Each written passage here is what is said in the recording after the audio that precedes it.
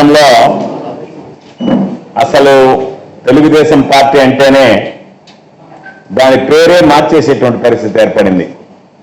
తెలుగు దొంగల party, Telugu drugs party, రకరకాలైనటువంటి పేర్లు ఈరోజు ఆ పేర్లని వాళ్ళు ఆపాదించుకునేటువంటి పరిస్థితి ఏర్పడింది. అంటే మాకు తెలుగుదేశం పార్టీ అంటే రామారావు గారు పెట్టింది, చంద్రబాబు నాయుడు లోకేష్ వచ్చిన తర్వాత అది తెలుగు దొంగల పార్టీ, తెలుగు డ్రగ్స్ పార్టీగా మారిపోయింది అని చెప్పారు.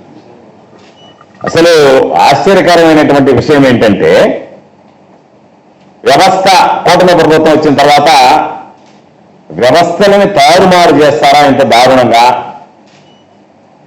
ఈ విధంగా దోషులను తప్పిస్తారా అనేటువంటిది ఒక్కసారి చూడాలి.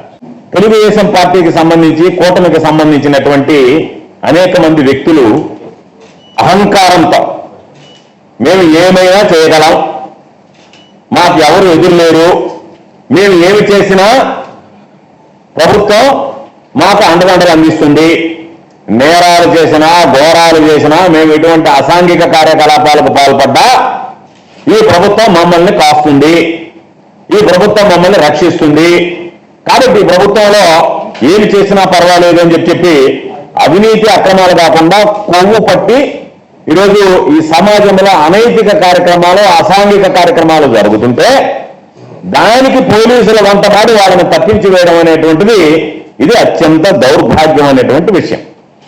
అందుకనే ఇటీవల నెల్లూరులో తెలుగుదేశం పార్టీకి సంబంధించి చాలా మంది చూసుంటారు పాపం, రైతుల ఉద్ధరణ కోసం ఇప్పుడు పచ్చకండువా ధరించి, ఆకుపచ్చ కండువా, పసుపచ్చ కండువా కాదు, ఆకుపచ్చ కండువా ధరించి నేను రైతు నాయకుడిని అని చెప్పి ఆయన చెప్పడమే కాకుండా ఆయన పక్కన ఉన్నటువంటి ఆయన నాయకుడు సోమిరెడ్డి గారు చాలా సార్లు పాపం ఆయన రైతు నాయకుడు అన్నారు. బహుశా ఆయన చూసి ఆ ఇన్స్పిరేషన్తోనే, ఆ ప్రేరణతోనే ఈ మధ్య ఆయన కూడా పచ్చకండు వేసి సుబ్బయ్య క్యారెక్టర్ కూడా చేయడం జరిగింది. బహుశా నేను అనుకుంటున్నా సుబ్బయ్య క్యారెక్టర్ ప్రేరణ రాధాకృష్ణ నాయుడు, రాధాకృష్ణ నాయుడు అలవాట్లకు ప్రేరణ సోమిరెడ్డి అయి ఉండాలి. దానివల్ల వాళ్ళకి ఇచ్చిపుచ్చుకునేటువంటి ధోరణిలో ఈయన పద్ధతులు ఆయన కాపీ కొట్టడం, ఆయన పద్ధతులు ఈయన కాపీ కొడుతున్నటువంటి నేపథ్యంలో ఈ మధ్య పాపం ఆకుపచ్చ కండువా పక్కన పారేసి ఆయన రాసలీలలో పాల్గొన్నారు. ఒక్కసారి ఆయన ఏ విధంగా అడ్డంగా నెల్లూరులో పోలీసులు చేసినటువంటి లాడ్జీల మీద చేసినటువంటి రైడ్లో, సాక్షాత్తు ఐపీఎస్ అధికారి అయినటువంటి డిఎస్పీ గారు చేసినటువంటి రైడ్లో ఆయన ఏ విధంగా పట్టుబడ్డారనేటువంటిది, అక్కడ పోలీస్ స్టేషన్లో ఆయన ఏ విధంగా పట్టుబడ్డాడు, డిఎస్పీ ఆఫీస్కి ఏ విధంగా తీసుకొచ్చారు, డిఎస్పీ ఆఫీసులో ఆయనకి ఏ విధంగా కౌన్సిలింగ్ ఇచ్చారనేటువంటిది ఐపీఎస్ స్థాయి అధికారిగా ఉన్నటువంటి డిఎస్పీ. అక్కడ ఉన్నటువంటి సిఐ ఒక నోట్ ఇచ్చాడు. ఇది చిట్టెం కోటేశ్వరరావు ఇచ్చినటువంటి నోట్, నేరుగా ఆయనే పెట్టాడు పోస్ట్. అక్కడ ఉన్నటువంటి సిఐ ఆయన పేరుతోనే, చిన్న బజార్ సిఐ చిట్టెం కోటేశ్వరరావు వెరిఫై చేసింది వాస్తవమే. నెల్లూరు నగరంలోనే సాయి గ్రాండ్ వద్ద ఈరోజు తనిఖీలు నిర్వహించిన సమయంలో తెలుగుదేశం పార్టీ నేత రావూరు రాధాకృష్ణనాయుడు అక్కడ సమీపంలో ఉండడంతో, అక్కడ లేడు లోపల, సమీపంలో ఉండడంతో అక్కడికి వచ్చిన కారణాన్ని అడిగి తెలుసుకున్నామని ప్రశ్నించామన్నారు. విచారించి హాస్పిటల్ పని మీద అక్కడికి వచ్చినట్టు ఆయన తెలియజేయడంతో పాటు పూర్తి స్థాయిలో వెరిఫై చేశామని చిన్న బజార్ సిఐ చిట్టెం కోటేశ్వరరావు తెలియజేశారు. విచారించిన తర్వాత హాస్పిటల్కి వచ్చినట్లు తేలడంతో పంపించి వేయడం జరిగిందన్నారు. పాపం ఆయన హాస్పిటల్కి వచ్చాడు. హాస్పిటల్కి వచ్చిన తర్వాత విచారించి పంపించేశామని చెప్పారు. మరి మీరు ఆ వ్యక్తి హాస్పిటల్కి వస్తే, రాధాకృష్ణ నాయుడు లాంటి వ్యక్తి హాస్పిటల్కి వస్తే మీరు రమ్మంటే పోలీస్ స్టేషన్కి వస్తాడా? మీరు రమ్మంటే కాళ్ళు చేతులు ముట్టుకున్నట్టు కూర్చుంటాడా? మీరు కౌన్సిలింగ్ చెప్తుంటే తల ఊపుతాడా? తల పైకెత్తకుండా తలదించుకుంటాడా?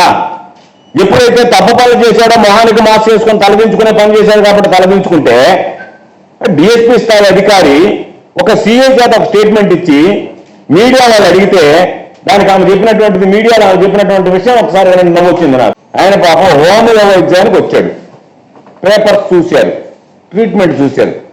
ఏ హోమియో హాస్పిటల్కి వచ్చాడు, ఆయన ట్రీట్మెంట్ ఏదో జనాలకు చూపించలేదు, ఆయన ట్రీట్మెంట్ ఏదో మీడియాకు చూపించలేదు, ఆయన ప్రిస్క్రిప్షన్ ఏదో మీడియాకు చూపించలేదు. మీరు నేరుగా వెళ్ళి ఆయనతో పాటు ఆమెతో ఉన్నటువంటి మహిళను పట్టుకొస్తారు. దాన్ని అంటే ఎంత దారుణమైనటువంటి పరిస్థితి పోలీసు వ్యవస్థ ఉంది అనేటువంటి దాన్ని మరలా పాపం ఆ చెప్పడంలో కూడా అబద్ధం చెప్పిన అతికినట్టున్నారు కదా, ఒక తప్పు చేసిన 100 తప్పులు చేశారు. ఈనాడు పేపర్లో వచ్చింది ఒక ఆర్టికల్, పోలీసు వాళ్ళు చెప్పారని రాశారు. దాంట్లో మొత్తం అంతా రాసి తెలుగుదేశం పార్టీ నాయకుడు సహా పోలీసుల అదుపులో లాడ్జీలో చీకటి కార్యకలాపాలను రాసి ఈయనేం రాశాడంటే దాడుల్లో అధికార పార్టీకి చెందిన ఓ నాయకుడు ఉండడంపై చిన్నబజార్ ఇన్స్పెక్టర్ చిట్టెం కోటేశ్వరరావుని అడగగా ఆయన ప్రమేయం ఏమీ లేదని పరిశీలించి పంపించినట్టు తెలిపారు. స్థానిక పోలీస్ స్టేషన్ దగ్గర ఉన్న లాడ్జీలో ఆ నాయకుడు ఉండగా స్థానిక నియోజకవర్గానికి చెందిన ఓ ఉర్దూరాలు ఆసుపత్రికి వచ్చి మాట్లాడుతుండగా పోలీసులు అదుపులోకి తీసుకున్నారు. ఆయన మాట్లాడిన మాట వాస్తవమా, డిఎస్పీ చెప్పినట్టుగా ఆయన హోమియో చికిత్సకు వచ్చినటువంటి వాస్తవమా, ఏ డాక్టర్ చూస్తున్నాడు, ఆయనకి ఏమి ట్రీట్మెంట్ ఇచ్చారు, ఆయనకి ఏమి బాగలేకపోతే వచ్చారు?